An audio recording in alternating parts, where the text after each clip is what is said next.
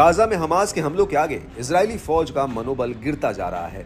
इसके अलावा लंबा खिंच रहे इस युद्ध से आईडीएफ के जवान भी थक चुके हैं। आईडीएफ चाहती है कि उसके पुराने सैनिकों को आराम दिया जाए और उनकी जगह पर नए सैनिकों की भर्ती हो, लेकिन इन दोनों में से फिलहाल कुछ भी होता हुआ दिख नहीं रहा है।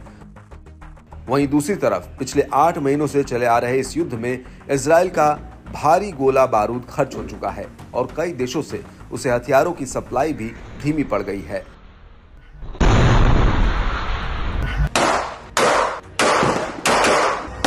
लेकिन पीएम नेतन्याहू अब हिजबुल्लाह के साथ जंग करने की जिद पर अड़े हुए हैं, जो अमेरिका बिल्कुल भी नहीं चाहता है। यहां तक कि इजरायली सेना के बड़े अफसरों को इस बात का एहसास है कि हिजबुल्लाह के साथ युद्ध करना इजराइल को महंगा पड़ सकता है, क्योंकि इस युद्ध में ईरान सीधे कूद पड़ेगा और ऐसे में दो फ्रंट पर आईडीएफ का टिक पाना मुश्किल हो जाएगा। लेकिन इस सब के बीच अब एक बेहद ही सनसनीखेज खुलासा हुआ है।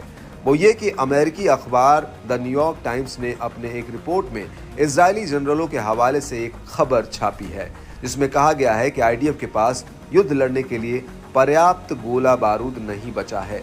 लिहाजा हालातों को देखते हुए अब गाजा में युद्ध विराम की घोषणा की जाए, ताकि लेबनान बॉर्डर पर आईडीएफ को संभलने का मौका मिल पाए।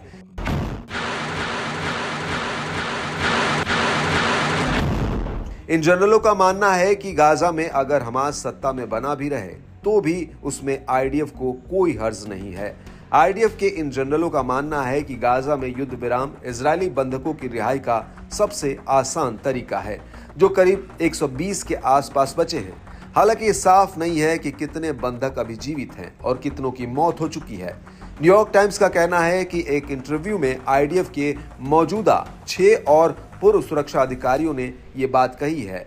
इन जनरलों का कहना है कि अगर हिजबुल्लाह के साथ युद्ध होता है तो उसके लिए भी आईडीएफ को खुद को तैयार करने के लिए वक्त चाहिए। ऐसे में गाजा में युद्ध विराम होना बेहद ही जरूरी है और गाजा में युद्ध विराम करके इजराइल हिजबुल्लाह के साथ आसानी से कोई समझौता कर सकता है।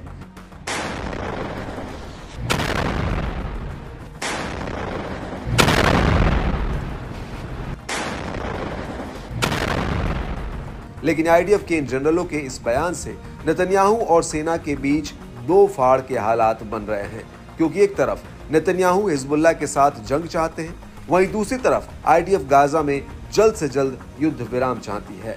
इससे एक बात साफ होती है कि नेतन्याहू आईडीएफ की या तो सुन नहीं रहे हैं या फिर अपनी जिद पर अड़े हैं, और इसको लेकर इजराइल के पूर्व राष्ट्रीय सुरक्षा सलाहकार इयाल हुलाटा का कहना है, सेना बंधकों की डील और युद्ध विराम के पूर्ण समर्थन में है। उनको लगता है कि वो भविष्य में कभी भी गाजा में जाकर हमास के साथ भिड़ सकते हैं। वो ये जानते हैं कि गाजा में युद्ध विराम लेबनान से तनाव को कम कर सकता है और उनके पास हथियार भी कम है, उनके पुर्जे भी कम है, ऊर्जा भी कम है, और ऐसा उन्होंने पहले भी किया है। इसलिए उन्हें लगता है कि गाजा में एक युद्ध विराम हमें हिजबुल्लाह से पूर्ण जंग लड़ने के लिए तैयार होने के लिए समय देगा।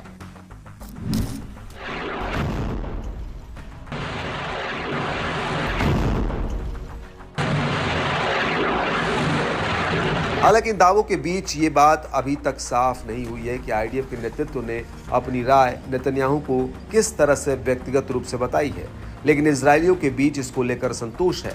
यहाँ तक कि नेतन्याहू को लेकर भी जनता तेल अवीव की सड़कों पर उतरी हुई है।